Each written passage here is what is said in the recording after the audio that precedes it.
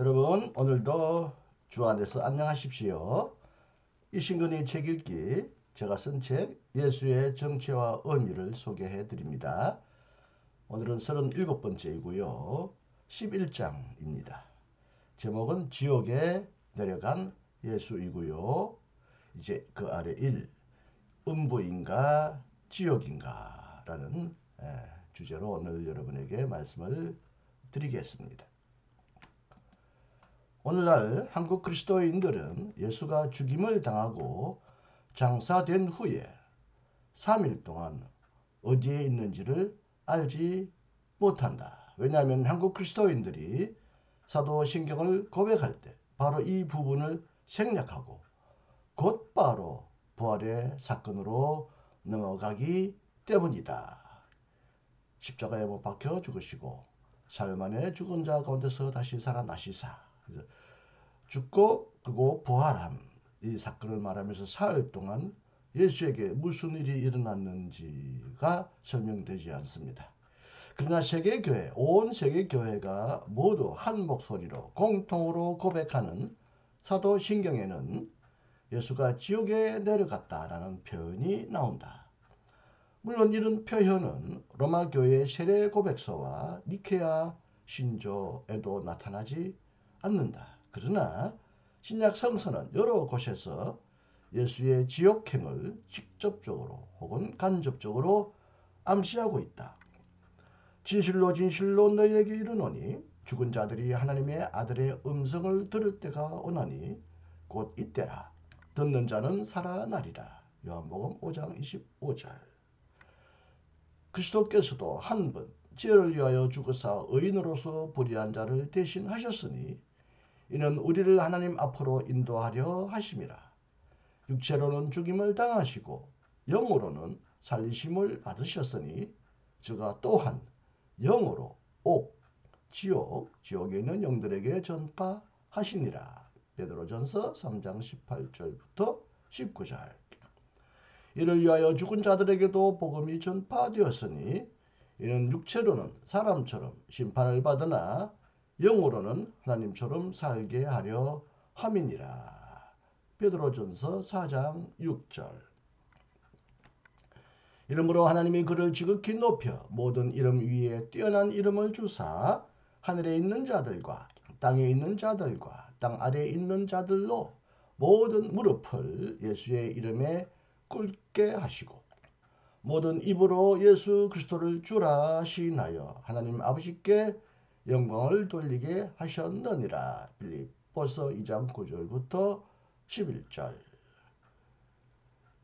여기에 땅에 있는 자들과 함께 땅 아래에 있는 자들에 있는 자들, 여기 표현이 나오죠. 이 땅 아래라는 것은 결국 지옥이란 말이죠. 지하세계, 지옥. 그 다음에 올라가셨다 하였은즉 땅 아랫곳으로 내리셨던 것이 아니면 무엇이냐. 에베소서 4장 9절. 역시도 땅 아래 곳이라는 표현이 나옵니다. 곧 산자라 내가 전에 죽었음노라 볼지어다. 이제 세세토록 살아있어 사망과 음부의 열쇠를 가졌노니. 요한계시록 1장 18절. 여기는 사망 다음에 음부, 죽은 자의 세계, 이렇게 음부라는 표현이 여기도 나옵니다. 그리고 고대 교회의 교부들 이그나티우스, 폴리캅, 이레니오스, 테르탈리아누스, 아퀴나스만이 아니라 종교개혁자들 루터, 칼빈 등도 예수의 지옥행을 분명히 언급하며 오늘날에는 가톨릭 신학자들은 두말할 것도 없고 여러 개신교 신학자들도 예수의 지옥행을 신학적으로 의미심장한 것으로 받아들인다. 이 주제는 지금도 여전히 논란거리가 되는 주제로 남아있고 서로 다른 충돌하는 대립되는 견해들이 제시되곤 하였지만 단지 하나의 오직 하나만의 해석과 견해만을 절대적으로 고집할 필요는 없고 그럴 권리도 없다. 그렇다면 예수의 지옥행이 신학적으로 실존적으로 어떤 의미를 지니기에 오늘날까지 신앙 고백의 내용으로 남아 있는가? 예수가 죽은 후에 내려간 곳은 음부인가 아니면 지옥인가에 관한 신학자들의 견해도 여전히 다르다. 어떤 사람은 음부라는 말을 선호하고 어떤 사람은 지옥이라는 말을 다 강조한다. 그러면 원래 사도신경은 무엇을 말하려고 했는가? 사도신경이 descended ad inferna라고 말할 때 여기서 inferna라는 말은 원래 히브리어 스올이나 헬라 하데스를 라틴어로 번역한 것이라는 견해가 일반적으로 통용되고 있다. 히브리어 스올과 헬라 하데스는 단순히 죽은 자들의 장소를 의미한다. 이 말은 지옥, 게헨나라는 말처럼 원래 형벌이나 고문을 함축하는 말이 아니었다. 유대인들에게 스올이란 하나님과 동료들로부터 분리되어 있는 어두운 땅, 음부로 생각되는 곳이었다. 그것은 무덤과 죽은 사람의 상태를 표현하고 있다. 유대인들에 따르면 죽은 인간은 먼지와 그늘의 나라, 지하세계, 곧 스올에 들어간다. 인간이 땅에서 어떻게 살고 어떻게 죽었든 그곳에서 모든 인간은 하나님과의 사귐이 없이 어둡고 허무한 실존을 영위한다. 죽은 자는 더는 하나님을 찬양하지 못한다. 하나님도 죽은 자를 더 이상 생각하시지 않는다. 죽은 자는 하나님의 능력을 벗어나 망각의 땅에서 살아간다. 시편 88편 6절. 소홀에 거하는 것은 지상의 이 땅의 비통한 삶보다도 더 가련하다. 전도서 9장 3절부터 6절. 소홀에 있는 인간의 운명은 짐승의 운명과 다르지 않다. 모두가 티끌에서부터 왔다가 티끌로 돌아간다. 먼지로부터 혹은 흙으로부터 왔다가 흙으로 돌아간다. 전도서 3장 18절부터 21절. 그러나 바벨론 포로기 이후부터 경건한 유대인들은 죽음을 극복하는, 죽음을 넘어서는 희망에 관해 질문하기 시작했다. 만약 삶이 하나님과의 사귐을 뜻한다면, 그리고 만약 하나님이 생명과 죽음의 주님이시라면 하나님과의 친교, 사귐이 어찌 죽음에서 끝나야만 하는가? 왜 하나님은 죽은 자들을 생각하시지 않으시고 왜 그들은 하나님을 더는 찬양하지 못하는가? 그리하여 죽음이 자연스럽다는 생각은 점차로 문제거리가 되었다. 왜냐하면 죽음의 자연성은 하나님에 대한 신앙과 모순되기 때문이다.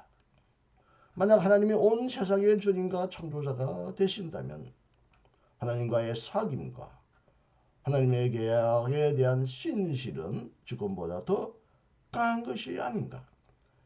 그 결과로 하나님이 의인의 목숨을 지하에 내버려 두시지 방치하지 않으시고 하나님을 사모하는 몸을 썩게 내버려 두시지 않으신다는 확신이 생겨나게 되었다. 시편 1절 9절부터 11절.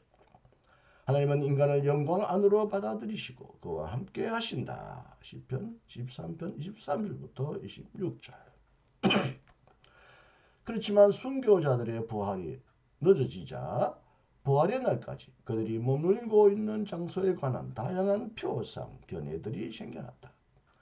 예컨대 스올, 죽은 자가 가는 지하 세계, 땅 밑의 세계는 서쪽에 있다. 곧 해지는 곳에 있다.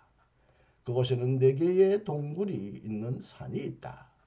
죄인들은 어두운 방에 가고 의인들은 밝은 방에서 산다. 그렇지만 스올은 어디까지나 죽은 자들이 일시적으로 머무는 잠정적인 장소에 불과했다. 그러나 시간이 흐를수록 사람들의 생각에는 혹은 믿음에도 변화가 일어나기 시작했다.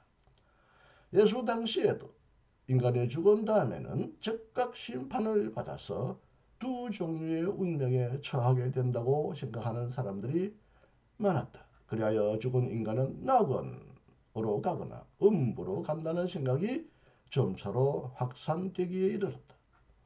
그리하여 죽은 자들의 세계였던 음부가 점차로 구원을 받지 못한 자들, 곧 영벌을 받는 자들의 장소로 변하게 되었다.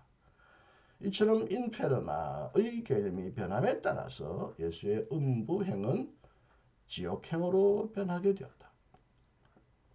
그렇다면 우리는 원래 의도대로 인페르나를 음부로 번역하는 것이 더 적합할 것이다. 왜냐하면 예수가 죽은 다음에 내려간 곳을 죽은 자들이 머무는 음부라고 부르는 것이 자연스럽기 때문이다.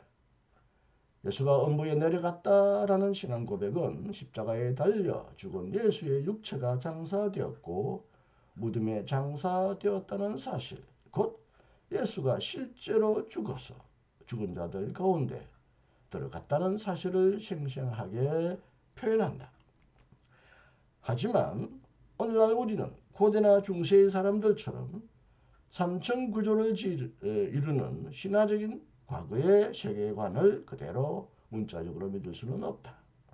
그래서 예수가 십자가에 달려 죽은 다음에 3일 동안, 사흘 동안 죽은 자들이나 죽어서 형벌을 받는 자들이 머물고 있는 특정한 공간으로 내려갔다고 말할 수 없다. 그러므로 우리는 인페르나라는 말을 공간적으로 문자적인 의미로 이해하기보다는 상징적으로 실존론적으로 혹은 상태론적으로 이해하는 것이 더 적합할 것이다.